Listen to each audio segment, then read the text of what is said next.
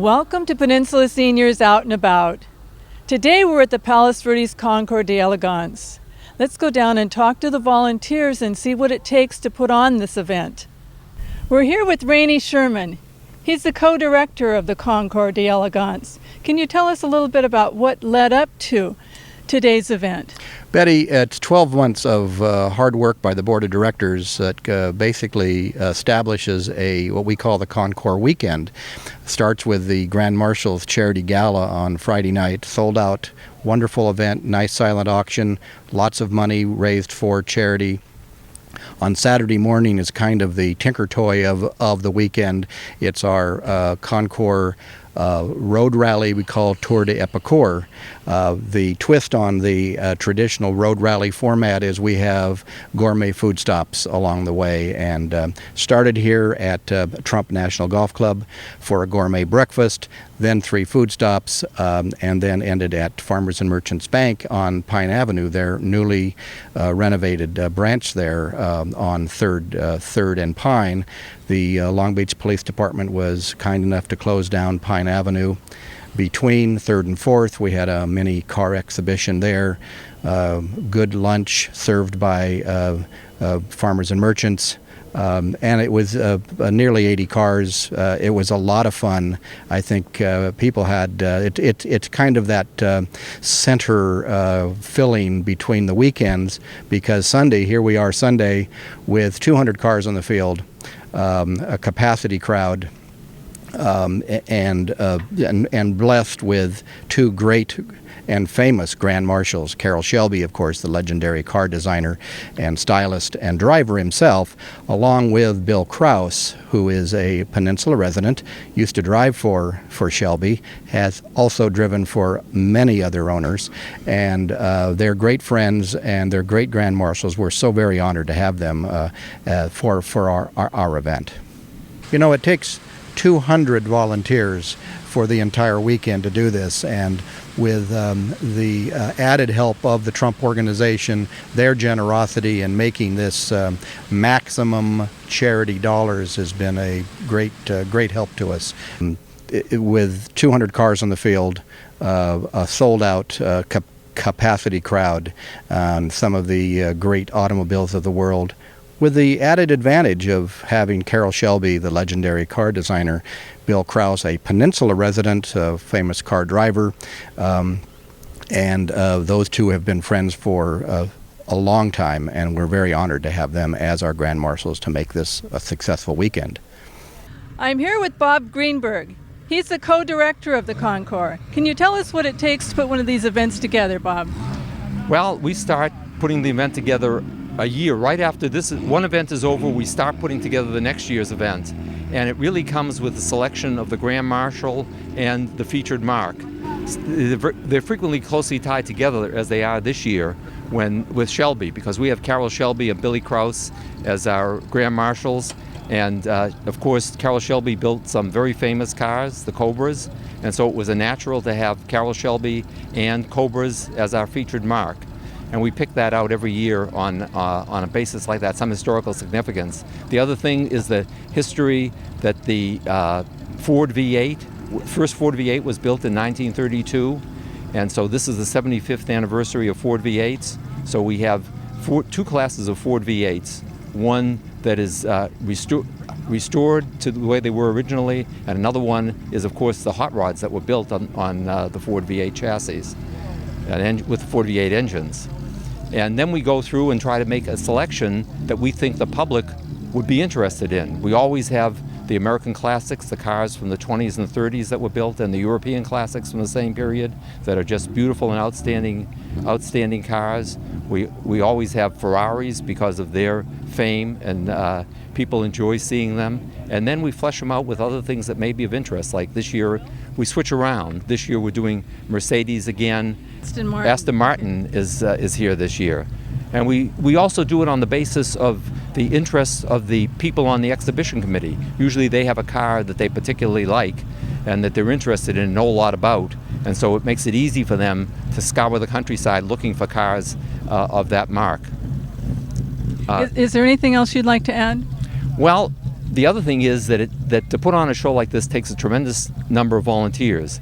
And in Palos Verdes, we're very lucky to have a broad selection of volunteers. We have a 100 club. The volunteers who do most of the work belong to this club. They pay $100 to join the club so that they can volunteer their time. So it shows their level of enthusiasm for the show. And it's, I think, unique among shows that we have this broad volunteer element. We're here with Pete Kunith. He's the co-director of exhibits. Can you tell us what your responsibilities are here? My responsibility really started in January of this year, where I recruit the class managers for the different classes of cars, Mercedes, Jaguar, etc. And then we really work all year, starting in January, on monthly meetings where we decide which cars, or really the class managers that have been appointed as class managers, decide which cars will be displayed at the concours. And they actually visit the cars, and they visit with the owners. And so there really are very little surprises by the time these cars show up. These cars are owned by individual owners. There's one, for example, the Warren Eads car. He has the one car. And also the museums bring cars, such as the Nethercutt Museum, very generous in what they bring by, and the Peterson Museum, and the Driving Museum, etc. And so everyone is very supportive of the event, and like I said, the class managers are the key individuals that have brought this concours together. And how many classes of cars do you have? We have 25 classes of cars, 2 of which are motorcycles, the vintage motorcycle and racing motorcycles, and mainly Ducatis and those type of bikes. So anyway, so it represents all the cars. The event this year is focused on the mark of Shelby, and Carroll Shelby is kind enough to be at the gala event.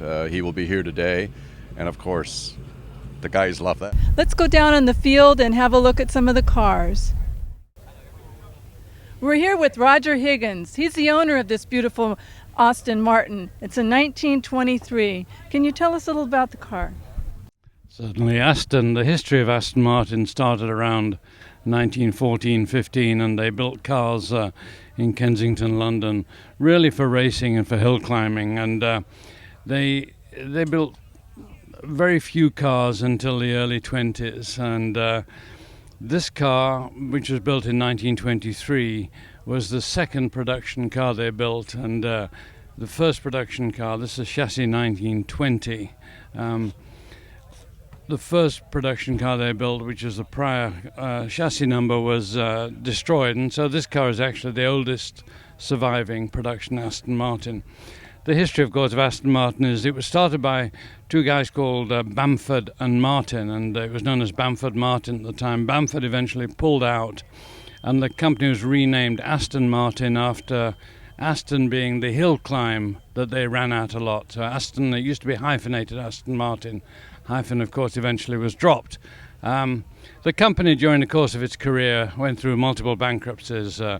They built 50 cars using this sort of format up to about 1925-26, and then the company went bust. It was resuscitated, built a different style of cars through the 30s, and was basically bust again at one point during the 30s. During the Second World War, it was purchased by David Brown, who built tractors in the UK, and he put enough money in that the company started up again after the war. And of course, when you hear of a DB9 or a DB7, it stands for David Brown. So that's the history of the company. This car itself it's a race car. It's a 2-seat race car. The driver had a riding mechanic whose job was to pump away at the little pump to the left of the cockpit, which pressurizes the fuel tank and gets the air into the carburetors. It's a 1500cc, 1.5 litre engine, a couple of SU carburetors, and it's got a fairly intriguing braking system. So the car is, we're now looking at the right-hand side, which of course is the driver's side because it's a left-hand drive car. The right-hand drive car. The gear shift, it's an external gear shift, which is here. It's a 5-speed box with straight cut gears, so it's quite difficult to drive it smoothly. The pedals on the inside basically have the brake on the right and the accelerator in the middle, the clutch on the left, which was common to cars of that period. It's the standard for the Bugatti cars of the era. Now, the brakes, basically I tend to drive it using a handbrake, which is here, and that basically turns a long rod through there which pulls these wires, which in turn pull the drums. The foot brake, so the handbrake basically operates on the rear wheels. The foot brake turns this axle here, which pulls these wires, which put the brakes on in the front. And the net result of all that is that when you're braking, the brakes can come on any wheel in any given order. So it's quite an exciting car to drive when you're trying to brake in a bit of a hurry. The car is this car was found in Germany in pretty wrecked condition in about 2001. It had been driven about 12 years earlier in a race at the Nürburgring and crashed. The engine was blown up, and the chap had put it in his garage, and we found it, and it was restored in England by a company called Curie Bertelli, who are the experts of pre-war Aston Martins. There are about 450 pre-war Aston Martins left in the world, stretching from Japan through Europe, the US, and so on. It's an exciting car to drive. They used to run it, of course, at Brooklands, up in the 70-mile-an-hour range, which must have been fairly radical. It's a very light car to drive. The front end tends to hop around a little bit, however you set the shock absorbers. But it's a wonderful example of, this generation, the 20s of British engineering. You're seeing now an interesting restoration features. In the era when they built these cars, areas like this, which would today have rubber bushings in them, in those days rubber bushings didn't exist, and they had sort of wooden sleeves, wooden bushings for them, which we built up. Car does have a self-starter in addition to the crank handle we have there. Maybe we can just take a quick look under the hood, because it's a very pretty car internally. You can see here the generator, the plug leads coming back through there. This is the cooling system. The valves are on the side of the pistons. It's a 4-cylinder engine. This, of course, is the steering box, and this is the mechanism for the spark advanced retard. In those days, to put the chassis number and everything, it's probably a little bit difficult to see. You have the chassis number 1920 stamped there, and everything was nicely engineered. Here, for example, is the dipstick. If we go around to the cockpit.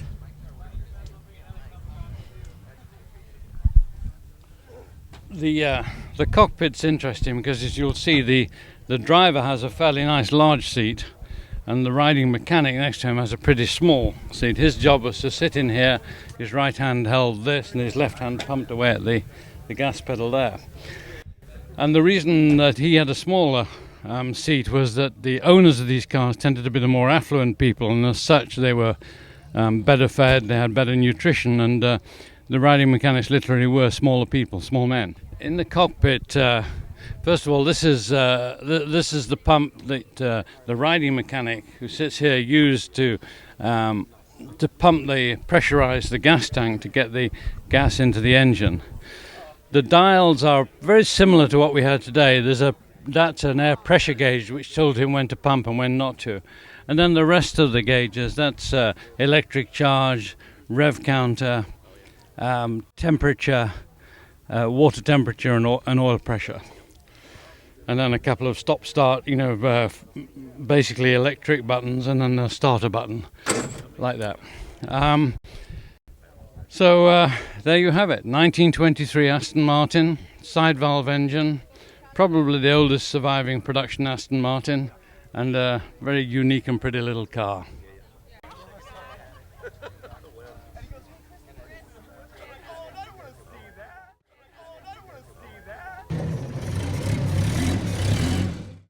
We're here with Bill Lyon. He's the owner of this beautiful Duesenberg. Can you tell us a little bit about your car, please? Sure. It's a 1930 Duesenberg J model, and it's a Murphy body, which is a custom body. It was built in Pasadena, and it's called a torpedo boat tail speedster. And later when you walk around, you can see the tail end of the car. But my family has owned it for probably about 8 years now, and it just finished a lengthy restoration and was at Pebble Beach last month, and we took first in our class, and we were one of the 2 runners-up for Best of Show, so it was very exciting. Okay, and as I said, this is a 1930 Duesenberg J Murphy torpedo boat tail speedster, and kind of the signature grille of the Duesenbergs, which were Lycoming straight 8 powered. And the Murphy body, with Duesenbergs, you basically bought the chassis and the engine, and then you could order bodies from a number of manufacturers to either custom build it or to build one of their sort of signature bodies. This is the rear of the car, which, as you can see, comes to a point much like a boat, which is why they call them boat tail speedsters. And this was one of 5 Murphy speedsters that were built on a short wheelbase, and there was one built on a long wheelbase. And they're very unusual because of the top part of the car, as you can see, is all polished aluminum. And so one of the challenges in the restoration was being able to get all that aluminum to look like a perfectly painted surface, even though you can't fill it and you can't use any kind of Bondo, and you can't, build it up or take it down like you can with normal paint and bodywork. So it's a big challenge, but it's a pretty spectacular looking car when it's all finished. So this is the interior. It's a pretty sporty little car, not a whole lot of room, but lots of gauges. You've got a clock with a chronometer, and we have the original electric style windshield wiper motors, which were pretty rare to find since most people upgraded to a vacuum system later on. There's a little ashtray built into the dashboard, which I thought was sort of a funny little detail, but they're not terribly cushy inside, but it was really a sports car and built for looking good, not necessarily being comfortable. As I said, the body was built and designed by Murphy in Pasadena, which was a big coach builder to the stars and very well known throughout Hollywood. One of the interesting things about this design is the wood running boards, which are sort of, I guess, have an antique look to them, but in some ways really set off, especially with the color of our car, really set off the blue. And this body is unusual. Of the 5 short wheelbase Murphy boat tail speedsters, this is, I think, the only one that did not have chrome strips running up the rear fender, kind of continuing the 5 lines from the running board up into the fender area. This is the Lycoming straight 8 engine, which powers all the J model Duesenbergs, and they produced about 265 horsepower unsupercharged. You could order a supercharged model with about 302 horsepower.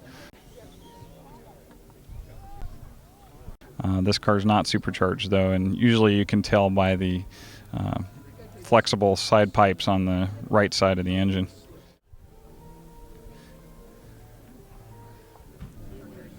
Also, the Lycoming engines are dual overhead cam and 4 valves per cylinder, which surprises a lot of people given they were built in the late 20s, early 30s, and that is still a performance design that's being used today.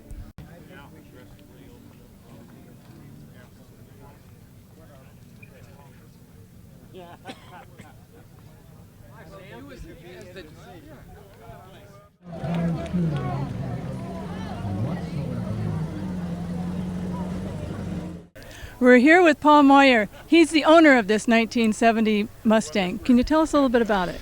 Yeah, it's a Boss 302 Mustang. They made them in 1969 and 1970. And this one is is really kind of special because it's an unusual color. They made like over 7,000 of these cars, but only a few in this color. I think like about 35, and with the interior even less. And when you add up all the options on the car, it's what they call a drag pack car, which is a 430 gear rear end. And when you add up all the options with the color, it is one of one. And the Elite Marty report, you Mustang people will know about that, says this is one of one. And I found it back in Rockford, Illinois, back near Chicago. And for a couple of years I was looking for one of these because I've got a Shelby Mustang and I really like the Mustangs. And I saw this advertised and went back, and lo and behold, we bought it. But it's called Bright Metallic Gold. And I love the color because it's subdued. Some people like the oranges and the yellows and the reds better. But if you look at that interior, I mean, it looks like it came out of somebody's living room in 1970, the upholstery, you know. And that's what I think really makes the car unique. It's got its original drivetrain, which means its original engine, transmission, rear end, all the original sheet metal. It's been restored, but basically everything on the car is original. And it runs like grease. I mean, it shifts like butter, you know. And I love it. I mean, I love reading about these cars, and I love owning these cars. And this one's a keeper. This one I think I'll keep for quite a while. But it's a very unusual piece. This is called I believe they call it Deluxe Elite Interior. It's got the center console, the special steering wheel. But when you look at the interior, what's really cool about this car is this is, of course, vinyl, but this is cloth. And when you look at the colors, I mean, it's like you should be wearing bell-bottoms when you get into this car. It's really a time capsule from the 1970s. And they only made just a very few with this color and that color interior. It's got the tack in the instrument cluster there. It's got the 4-speed, the correct Hurst shifter, AM radio. And the seat belts are interesting. Well, the seat belts are down here, but the shoulder harnesses, I don't want to use them because they're really hard to get. You've got to fold them up and get them back up in here, so they stay right back up in there. But it's also got fold-down rear seats, as you can see. Fold those up and you have a rear seat. And that's kind of an added option that's kind of rare in some of these cars. So I've got them folded down now, and that's kind of how I keep them. Again, it's the color that makes it original, that makes it unique. So these cars came with a lot of different options, and two of them that I think are really desirable is the rear spoiler, which is right here, and then the window slats. You know, a lot of guys put these on aftermarket. This one came with that. The Marty report says it had that when it came from the factory, which is I think is really neat. I think you got to have those slats to kind of set the car off. And with this color, I think the black accents it and really sets it off. Want to see the engine? Yes. Basically, 302 cubic inches, about 290 horse. It probably makes a little more than that, probably over 3. The shaker hood scoop. Everything here is correct. And this is interesting too. Now, I don't know. It's a heavy duty battery, which is one of the options that makes this car unique. This is probably an updated version of that. Obviously, it's not the original one. But look how clean this is. Clean and original. No oil leaks. Nothing like that.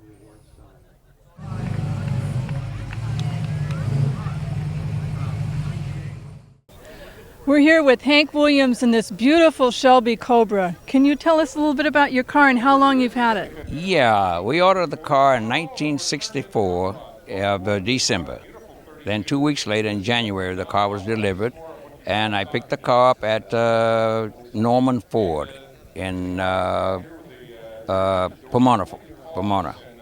And I drove the car back home, and it was fabulous. The sound was something that I had never heard before, you know. And since then, I've owned it, and it's 43 years now. That's a long time. Yes. You've really been enjoying it, haven't you? Yes, every mile. The car has 131,993 miles on it. And I put all those miles on myself. No one have ever driven the car but me. No one. Hank, how many trophies have you gotten with this car? 418 trophies. The car was in 103 races over the years. They accumulated. The car actually is considered as one of the world's winningest Cobras. The first Cobra is Don Roberts. He has a 289. He also won the National SCCA Championship. The other is Dick Smith, who was killed a couple of months ago, and he has the winningest 427 Cobra. I'm the third one with the world's winningest Cobra for all the racings. That's rallies, slaloms, gymkhanons, club racing, SCCA racing, for which I was a member, and all the other things that I in between. What is your most memorable moment in this car? The most memorable moment was when I was on my way to Riverside to get my regional racing license. I was stopped by the Highway Patrol on Highway 10, and he said that I was driving too fast. At that time, I think the speed limit was about 70 miles an hour, knowing that if I had have gotten a ticket, I wouldn't have been able to get my license. SCCA at that particular time, I think you had 3 speeding tickets you could get before they would revoke your license. I was on my way to get my license, so evidently I wasn't going that fast. Then he asked me, "What is this?" And I told him. He says, "Well, who make it?" I told him Carroll Shelby. I said, "Well, why did you stop me?" He said, "Because you were going fast." I said, "Well, I don't want to say I wasn't." I said, "But you have 75 miles." I say, "And you were about 3/4 of a mile from me, so it took that much for you to catch me." He says, "Well, it's a Cobra." I said, "Yeah." He said, "Well, the wheels are wrong." I said, "Well, the wheels came with the car." He said, "Yeah, but they're too wide." So then I informed him. I said, "I have my racing uniform. I have my graphics for the signing of my racing license. I have my helmet." I says, "And if I know I couldn't have been going that fast, but knowing that I would get disqualified and have to take another year to have to go back to racing school again." He says, "Well, okay, let it go, hold it down." He said, "Oh, by the way, what is that?" You know, he had no idea what the car was. And you know Carroll Shelby personally, don't you? I know Carroll very well, very well. And he have been, I would say, quite congenial with me. And he've showered quite a bit of affection for the car itself, and I appreciate that very highly. Is there something you'd like to add about the car? I would say probably the only thing I could add is I would be a little chesty, knowing that I have a car that no one could pass if I didn't want them to. And that's quite a feeling to have. Not that I would use it being a race driver. I've gone 180 to 200 miles an hour in different types of cars. I also drove Trans Am Mustangs, and I also drove open-wheel Formula cars also beside the Cobra. So I know what it is to go fast, but I've had that fun. But it's just the idea of knowing that you can't pass me if I don't want you to. Carroll Shelby and Don Rager gave me the honor of being the only privately owned car brought there with all the memorabilia that goes with it to represent the opening of the museum. The engine is a 289 High Performance 271 it started out to be. At present, what you're looking at now is a 340 horse race engine. We have in here the Cyclone headers that's like in the Daytona Coupe. We have right now the vintage race cam in it, for which we're going to put the Carroll Shelby cam back in it. It has the high riser, Shelby high riser, the 715 Harley carburetor for racing, unvacuumed, and also it's been restored 3 times. The engine is original, the block is original, the crank rods is original. Every other thing is what it takes to rebuild the engine. And at present, the engine has 1,800 miles on it. The inside of the car is original. It hasn't ever been restored. Some of the racing seat straps are still original. The foot pedals, if you can see them, the wear on them are original. They have never been restored or changed. Turn your headlights on, please. Dimmer switch. And on the other side, for which I will take you around and let you see where Carroll Shelby himself autographed the car. The autograph, it was signed by Carroll Shelby, and he gave me his graces. when they put that on there for this particular car.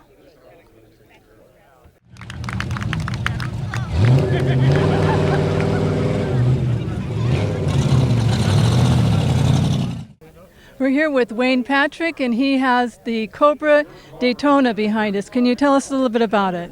This is a 1965 Cobra Daytona Coupe that was built by Mike McCluskey over in Torrance. It's a unique car in that the Cobra Daytonas were the car that helped Shelby win the World Manufacturers Championship in 1965, the only American car that has ever done so. Are there some special moments you'd like to talk to us about, or A1? Well, we vintage race this car a lot. It's a lot of fun to drive. It's very fast, and it's easy to drive. It's a lot easier to drive than the 289 Roadsters or the 427s because the chassis is so rigid and it handles so much better. Now, this is a 289 Ford cubic inch motor. It features Weber carburetors. And it has some unique features that are common only to the Daytonas. It's the first car that actually used air jacks. These are the predecessors to air jack technology today, where you stop in the pits and plug in the air hose and the car raises up. This is the first car that actually had that Shelby innovation, debuted at Daytona. Kind of interesting, the car also features hand jack pads that were used prior to these, and when the race started, they untaped the air jack features on the side and were able to use the air jacks during the race. Of course, after that, everybody had them. It features a canard tail on the back of the car. The back of the car features a unique tail that Pete Brock, the designer of the car, put together. It was significantly ahead of its time for its day back in 1965. The interior of the car is a typical race car. It's pretty stark. The car has some unique vents that weren't on it originally to try to direct air inside the car. It's very hot when the ambient air temperature goes up to drive. Probably one of the least favorite things about it is the heat inside the car.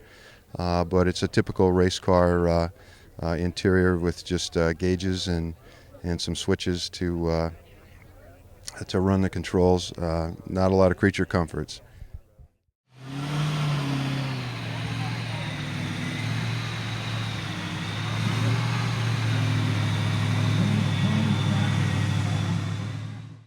Hi, my name is Ken Smith. I'm from La Jolla, California, and this is a 1936 Delahaye 135 competition.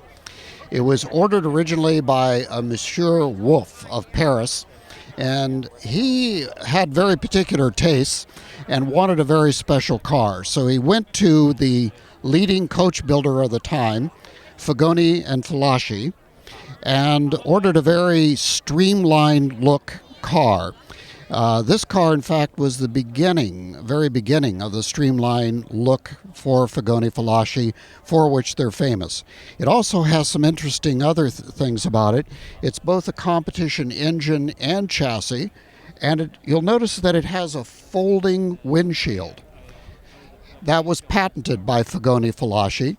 Also, the convertible top, much like a modern 280 or 450 SL or 500 SL, folds back and disappears. But at the time, in 1936, this was innovative, and so that also was a patent on this car. Mr. Wolff also wanted a car that he could show in concours events, such as this. And so he ordered the car to first be used for concours and later to be used for racing.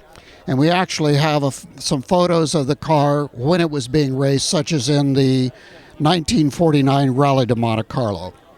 So it's an unusual car. It's a one-off. There's not another one like it in the world.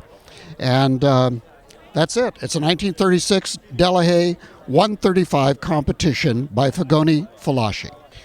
Well, the color of the car is blue foncé, which just simply means dark blue. But it's an interesting mixture of blue and black and white that gives it that depth, that richness. The interior of the car is ostrich, and lots of poor birdies gave their hides for that interior, I'm afraid. It also has luggage in the back, fitted luggage. And when the luggage is removed, that back folds up, much like on a modern car. Here, once again, we're seeing the beginnings of what we still see today in cars.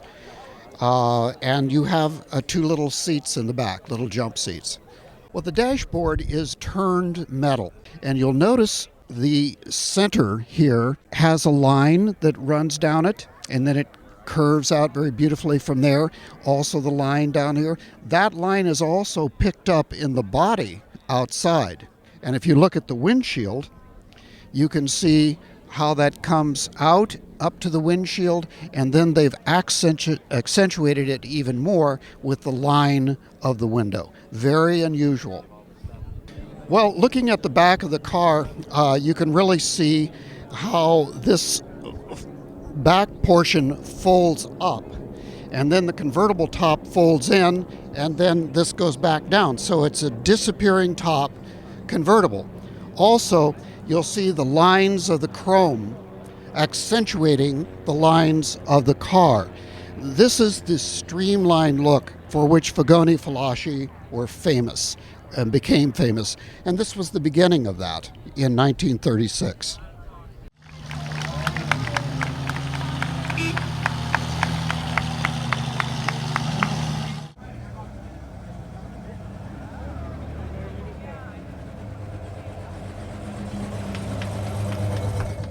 We have Mr. and Mrs. Nethercook.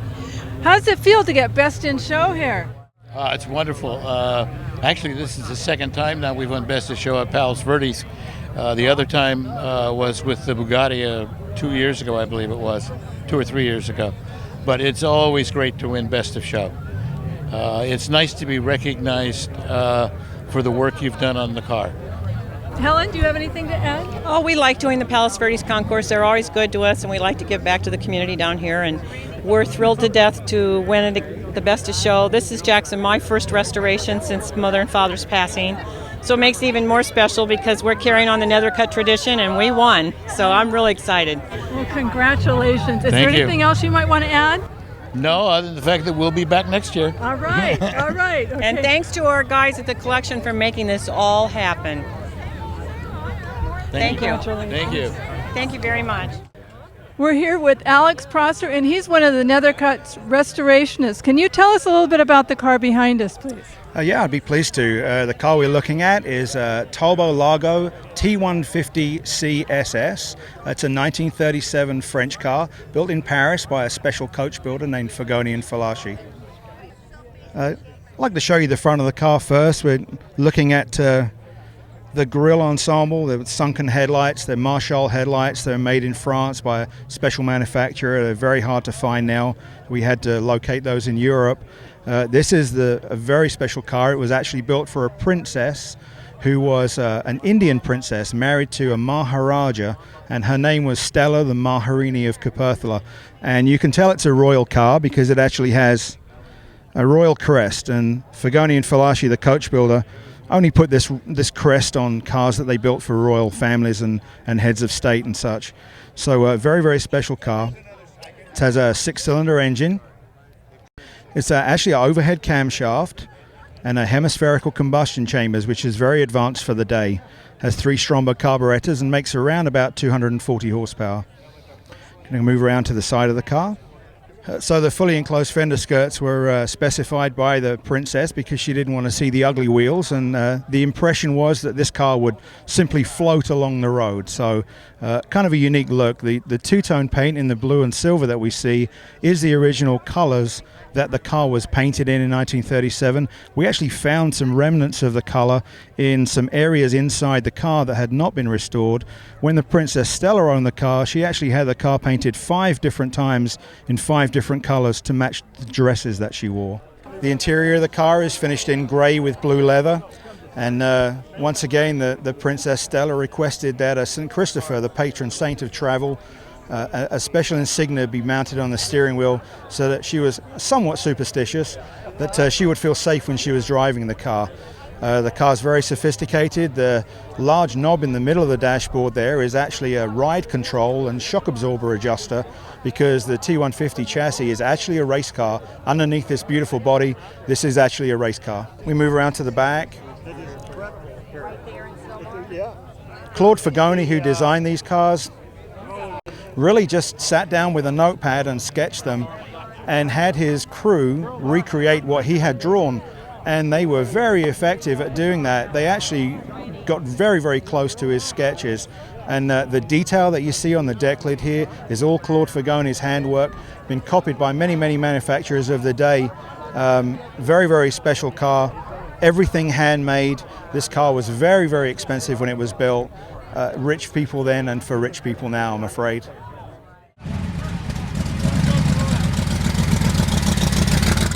I'm here with Bill Kraus, the co-grand marshal of the concourse. This has really been quite an event. It is. It's a great venue, and having it back here at what's now Trump National with the ocean in the background, it's wonderful. And I was able to get my old friend and driving competitor Carroll Shelby to come with us, and we've had a great time, and it's been a great venue for everybody. How did you meet Carroll Shelby? Well, I met him because we were competitors in the 50s and early 60s, and later I drove the first Cobra for him, and we've remained friends ever since. That's amazing. And how many years ago was that? Well, it was, 45 years ago, whatever it was. Too long to remember the exact amount of years, but when you're having a wonderful time, years are not something that you remember. Well, Carroll's a bionic man. He's had after he quit driving, he's had a heart transplant and kidney transplant over 10 years ago, and he's still going. He's in his 80s, so God bless him. He's a great guy. Well, Carroll and I were competitors in the 50s and 60s. We both drove competition road race cars for years, and at first it was an amateur sport, and later grew to be a professional sport. So the Times Grand Prix, the Time newspaper, would run a Grand Prix at Riverside, California. The Examiner ran one here at Pomona. Then they had another one in Laguna Seca, Northern California. And they brought the European drivers over, the Formula One guys, and some Indianapolis drivers. And so it became an international field. And Carroll and I both competed in 3 or 4 different Maseratis of the same type at the same time. Okay, all right. Is there anything you'd like to add about some memories or something that's happened that is just really in the forefront of your mind? Well, I drove after we competed. Carroll quit driving in 1960 and hired me to drive the first Cobra for him. An interesting thing happened that year. I had won the Times Grand Prix, and he had finished somewhere in the top 5 or 6. And we went to Monterey, and we were operated in 2 100-mile segments that year. And I was up in the front part, the first 100. The second 100, I was in the back. I had to go work my way up. I caught Carroll Shelby toward the end of the race. I had a very hard time getting by him because he was driving the same car. Finally did. And then later when I saw him, I said, "Carroll, you were right behind me for one lap, and then you dropped back. What happened?" He said, "Well, I had to get my uniform and get a nitroglycerin pill out," meaning he had a heart problem, but none of us knew it. And that was his last competitive event. So that was one thing that occurred. Another thing that occurred that he didn't know about till the other night when I told him here was that he was driving a car at Elkhart Lake, Wisconsin. It was built here in Hollywood, which I drove a couple years ago. And I drove it when it was new as well. Anyway, the guys that were towing the car back there said, take it off the trailer and drive it a couple 100 miles because it's a brand new engine. You can just drive it up the highway to the racetrack because they had a license plate. So I did. And the end result was Carroll led the race until the last 3 laps and broke the transmission. So I didn't want him to know that I'd already driven at 120 miles, which would have been enough miles for him to finish. And finally I told him Friday night, and he got a kick out of it, but he wouldn't have at that time. Oh, dear. But he's a great guy, and it's a pleasure being one of his friends and a fellow competitor. Well, thank you. You're welcome. Thank you so much. We have Carroll Shelby here. This is wonderful seeing this event today. Can you tell us maybe one of your most memorable moments with the Shelby?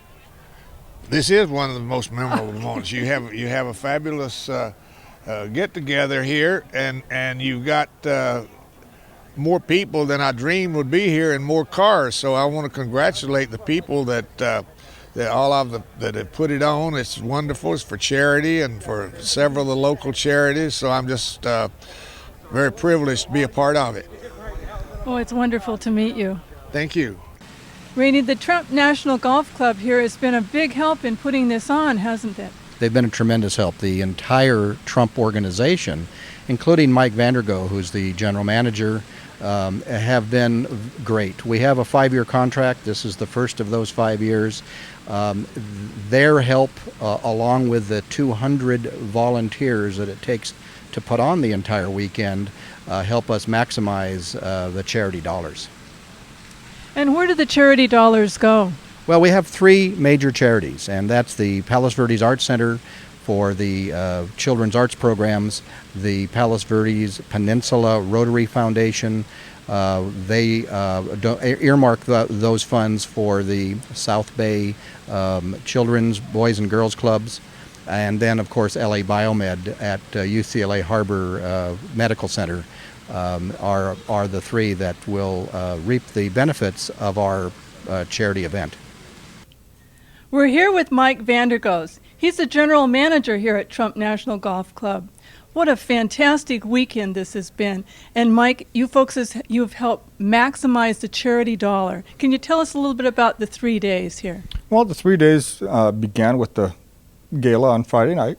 It was the Grand Marshals Gala. Had probably about 200 people, more than what we expected, so we had to scramble around at the last minute and add some additional tables, which was great. I think the turnout was very, very good, especially for the support of the Concours and their benefactors and charities. We concluded that evening around 11:30, 12 o'clock, and then we were all back up and ready to go for the road rally that started here, ended up in Long Beach. We probably had, I believe, about 85 to 100 cars, great looking cars, so that was definitely fun to watch. And then we culminated with the 3 days of the Concours, about 215 show cars that came out. My favorite was the AC Cobra 1964. Here's the only quiet place in the whole area right now. The judges just left and they're tabulating the results, so here pretty soon you guys are going to be having to go back outside and videotape all the winners, so I look forward to seeing who won. Mike, this is the first of 5 years, and we were back at Trump's.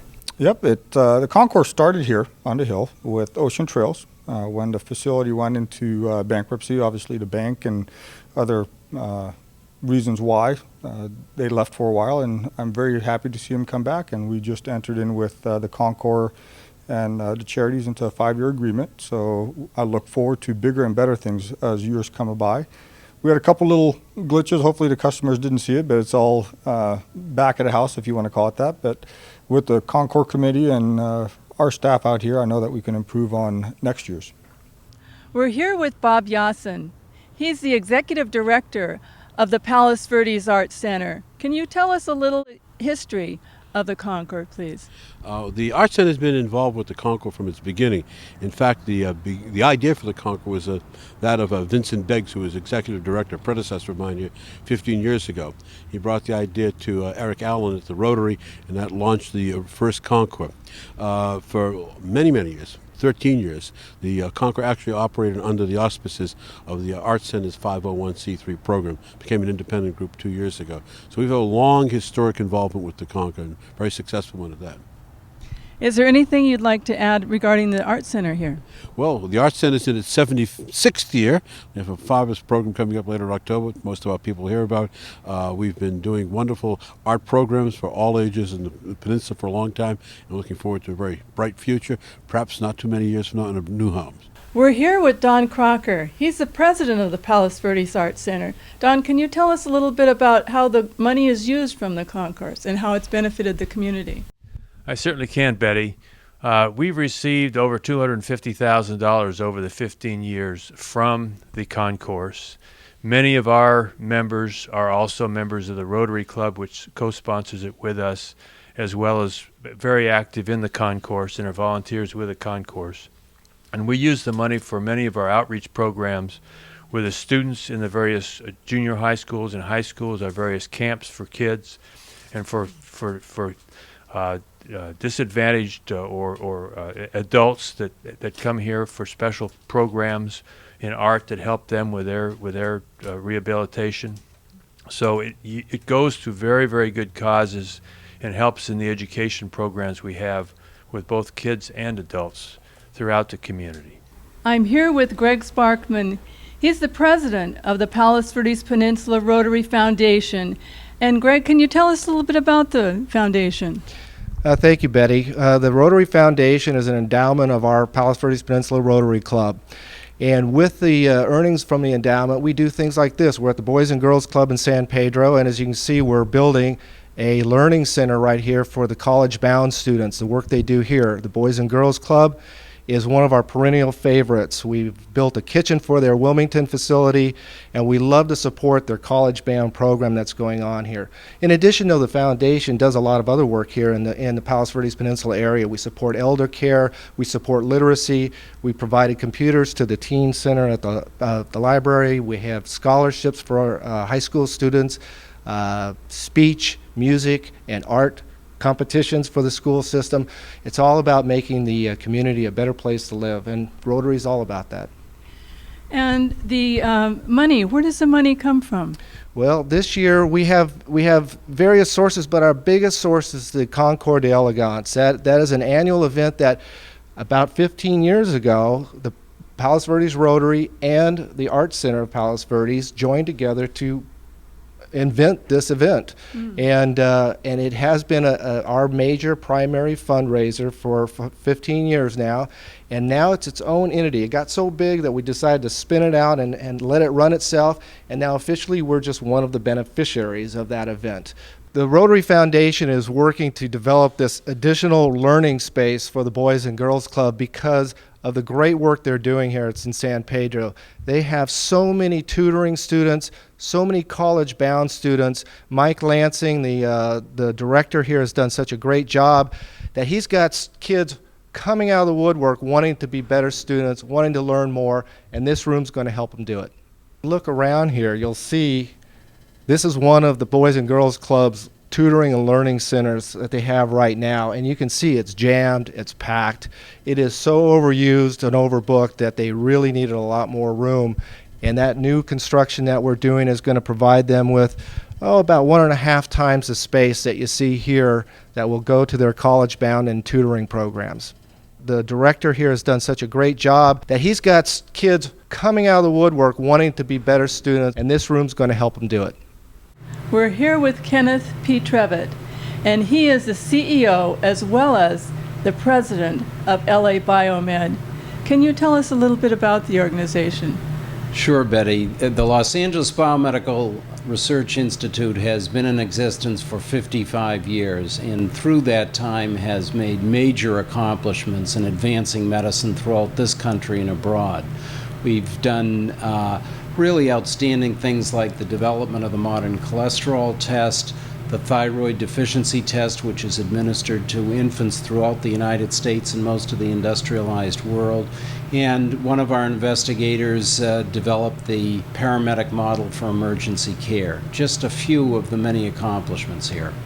Can you also tell us what the funds will be used for from the concourse, please? Well, first, Betty, I want to say how extremely grateful we are to the Concours Board for their support, the second year running, for LA Biomed. It's terrific, it's an honor for us, and we feel as though we've developed a very good partnership with them. The funds are used to support the biomedical research infrastructure that is necessary here. We have a $75 million operation. Most of that is restricted grants and contracts for specific research projects or community health projects, and we need to have money to provide support for laboratories like this, for new equipment, for recruitment of new investigators, and so the support from the Concours is really, really critical for us. Oh, the work you do here is just incredible. Well, it is incredible, and I think as we've been talking, the key element of what we do here is really translating important discoveries, either our own or even from other research organizations, into practical medical approaches for children, adults, and we've had a really distinguished history of doing that. As we talked, I was just amazed at all that you had to tell us about. Well, thank you, Betty, and it's amazing to me. I learn, even being here now 6 years as president and CEO, of new things going on from work in sickle cell anemia and HIV and pulmonary disease, stent graft technology for aneurysms, infectious disease work. It goes on, and the investigators here have done a remarkable job, really, again, making a huge difference in how people are treated in this country and abroad. I understand that your research has been involved with premature infants. We've had a very, very significant program and still do in neonatology, that is the care of very young children. And we played a key role through the years in the development of artificial surfactants, which really have turned the whole situation of care of premature infants from a situation where 90% of the kids died to 90% live. Now, there are situations where there are some continuing lung problems with some of these youngsters, but they're living and having a full life, and we consider that, again, one of our very significant accomplishments of taking ideas and discoveries and moving them into the patient marketplace. Also, I understand in regards to the transmission of HIV from the mom to the baby, can you talk us a little bit about that? Sure. The hospital and the research institution teamed up very effectively, along with other research centers around the country, in really developing new protocols to prevent the transmission of AIDS from mothers to fetuses. And we have not had at the hospital a transmission of AIDS from mother to infant or to fetus since 1994. A remarkable record, and one that research group and clinical care group can take a lot of pride in. Thank you for watching Peninsula Seniors Out and About. I'm Betty Wheaton. We'll see you next time.